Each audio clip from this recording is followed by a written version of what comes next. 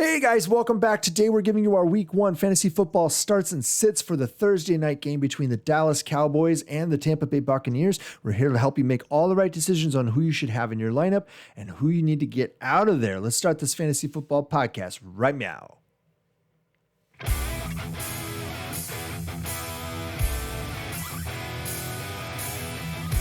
Hey everyone, I am Justin, that's Kyle, and this is the Fantasy Football Upside. All right. Thanks for dropping by our Fantasy Football podcast and YouTube channel.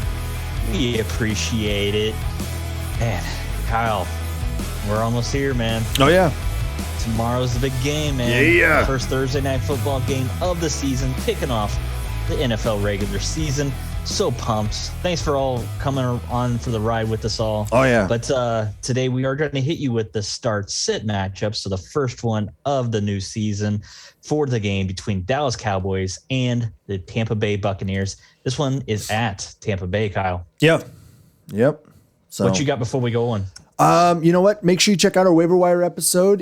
Should be up there, and you might find a few names if you need them. I don't know if you do need them, but click that like button while you're hanging around as well, if you're clicking things around the screen.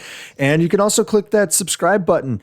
You know, what we are going to be doing this year is we're going to be doing a pregame Sunday live stream. And if you want to be able to catch when that actually kicks off, you can find us on Twitter and you'll be able to see when that's starting. And you will also get notified if you have clicked subscribe, as well as the bell down below.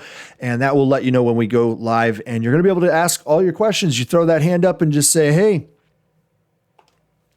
little help now. That's right. We will be able to help you. So, little help. If you have a question about start and sit, go ahead. For other matchups other than Thursday night, feel free to drop that down below in the comments, and we'll try to get that. If you get it in by the end of the day on Wednesday, then we might be able to get it into one of the episodes. We could talk about specific guys. Who do you start over who in those? But if we don't, then we'll try to address it on Sunday in the pregame. So make sure you're there. That way you can get the answer. All right, so let's dive in head first into the shallow end, Justin. Let's start talking about our start-sit matchups. We've got Dallas at Tampa Bay. I've got the starts right off the bat here. All right, our starts are Dak Prescott, Ezekiel Elliott, and Amari Cooper and CeeDee Lamb, right? So those are the only guys that we feel confident in being able to start. Dak should be good to go, but look out for his shoulder. That is still iffy, right? His ankle should be okay based on what we're hearing. It sounds like it's okay. It's not the same sort of unsteadiness I would imagine you get from like an ACL recovery. But this is really insane how it all goes from the ankle to the shoulder now. They're not even talking about the ankle anymore. Yeah, you know nobody. what I mean? It's like, nobody.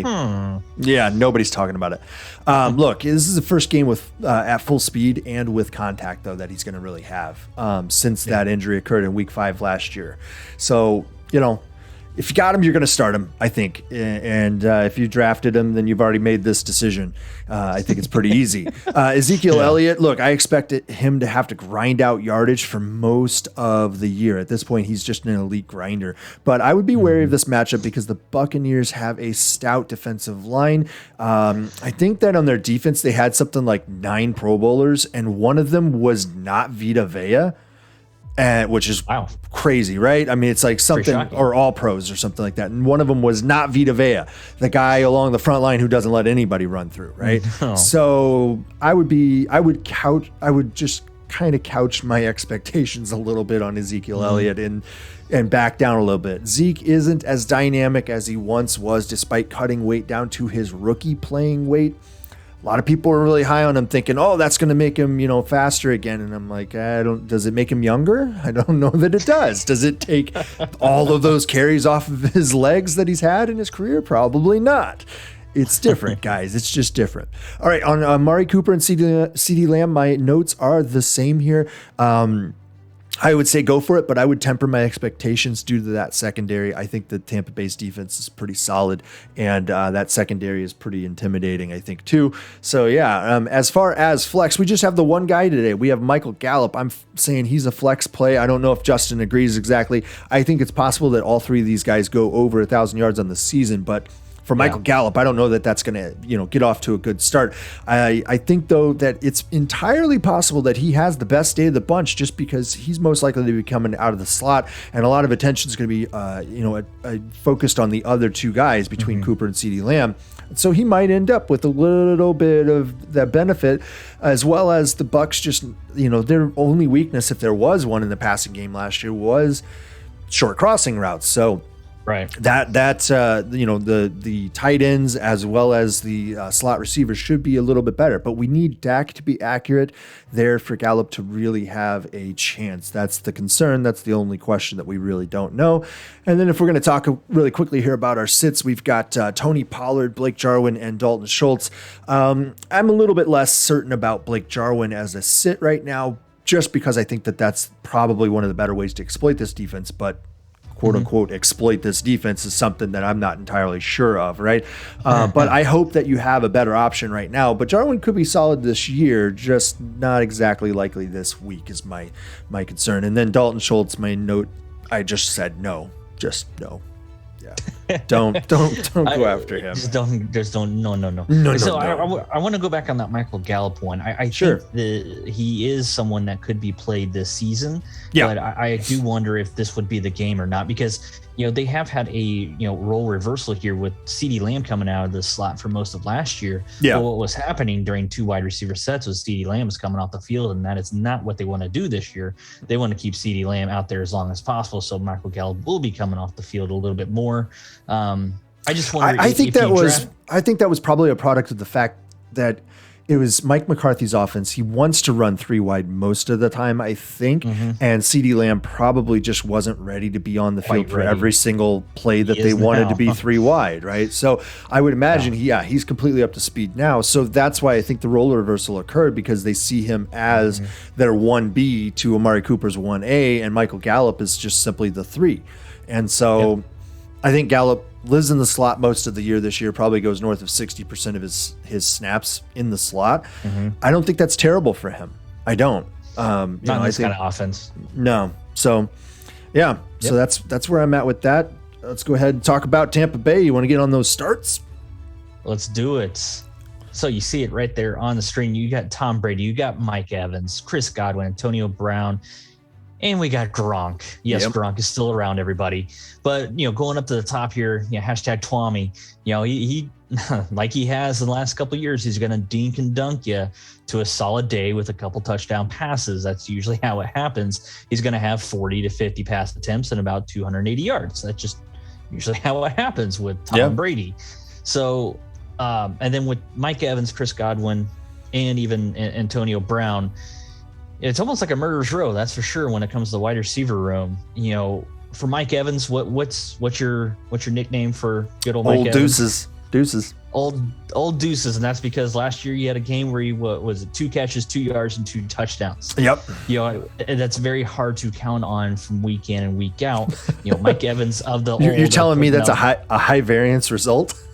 No, never. We talked about Mike Evans. We do like Mike Evans, but we have also seen his numbers dwindle these last few years. Yeah. So I don't know if that's a product of him being, degrading as much as it is just Bruce Arians, right? I mean, right. I think that's a little bit of a combination of the two things. But Chris Godwin, did he take over that wide receiver 1 mantle last season? I don't know if he really did. Yeah. It was something where he came on 2 years ago and just blew it up. And then last year was a little bit of a down year because of all the weapons that they had, but you still want to start Chris Godwin in this situation.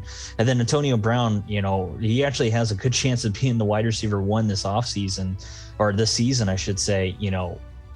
He could blow up, but he could also have Bruce Arians, who is a fickle beast when it comes to, fantasy football. He is definitely one of those coaches that does not care. He will have all the coach speak and then not play a guy. So I don't think that's quite the situation with Antonio Brown, but we've seen it in the past with other people. And then Gronk, he's always good for at least one of those touchdowns from Brady, because every time you get down in the red zone, that's, I feel like, the only guy he ever really looks for. Especially last year. Unless you're right on the goal line, of course, with Mike Evans. Yeah. Yeah. I mean, anything outside of 1 yard, but inside of 10 is Gronk, but inside It's 1 Gronk. yard, It's Mike if Evans it's a all pass day. play, it's Mike Evans all day. I mean, we all know that, right? So, Right. all right, you want to hit us with the flex plays? Yeah, we got a few of them, and that's just because that's the running back room for the Tampa Bay Buccaneers. Good luck kind of choosing on this very first one. You know, Leonard Fournette and Ronald Jones are going to be splitting the time for first downs and second downs, and they've already said Giovanni Bernard is going to be on the field on third downs. Heck, during the preseason, I think he was on the field for every single third down. You know, this is the Tampa Bay's version of James White. So if you're in a PPR league, you know, Giovanni Bernard could be one of those guys that could be a very possible flex play for you. And then Leonard Fournette, Ronald Jones, you're just hoping for one of those guys to get a touchdown because they're really just going to be splitting series, in my opinion. So that's why we kind of want to see how this battle shapes out for the season. All right, and then the sits, we've just got a couple guys here. Yeah, we got Scotty Miller, OJ Howard. We want to put those guys down because they have been players in the past. OJ Howard, I think, is still coming off of injury, so it might still take him a little while. Cameron Brate's still around as well. So, but you know, when it comes to tight ends, I just look at Gronk as being offensive relevant, and good old Scotty Miller, he's just buried, even though he is very talented. Yeah. Yeah. I mean, and nobody's need to consider Scotty Miller right now. I mean, look, unless they drafted somebody who's injured and they're in a deep league, like a 20 bench, you know, like league, and they had like injuries and they drafted like a month ago, maybe, right, or something. I don't know how that happens. So, Scotty Miller is just not a consideration right now. No, you know, a lot of these sit players are not really considerations, I think, at this point. So, you know, first week is usually a tough one in that regard. So, yeah. I wanted to tell everybody a little bit about our website because we do have all kinds of rankings that are going to start kicking in here shortly. We've got power rankings and consistency rankings. Obviously, those take a couple weeks for them to actually start to bear out. So the first week's results are not necessarily going to be published, but during the second week, we will start having some stuff showing up on the website. So make sure you head over to, it's above Justin actually, ffbupside.com and check that out. You can sign up for membership there and get all of our premium resources, get all that access to that. And while you're there, you can also check out our shirts and hats and other stuff that we've got. I'm actually wearing one of our shirts right now. It's the FFB GOAT. I don't know if you can see. Oh, snap. We were both goated. I don't know how that. I don't know. Behind me. So. Oh, yeah. There you go. All wonky. There you go. It's the FFB GOAT, right? The greatest of all time. Fantasy football, greatest of all time. So, there can be only one Highlander, right? So make sure you check that stuff out, guys. Have fun over there. Ask questions. We've got all kinds of access points for us through the website, through Patreon, through the comments down below, as well as the live stream coming this Sunday. So make sure you hang around, make sure you're subscribed, and you've clicked that bell so you're notified when the live stream starts. And, you know, it kind of helps us out. We're trying to grow. We've put up a ton of content. This is like episode 208, man. So, you know. That's insane, man. Yeah, it is. It's insane. All right, guys, that's going to do it for Thursday night matchup, starts and sits. We're going to have starts and sits for the remainder of the week, publishing Thursday, Friday, and Saturday. So make sure you subscribe and check those out. We'll talk to you guys later. Bye. See you.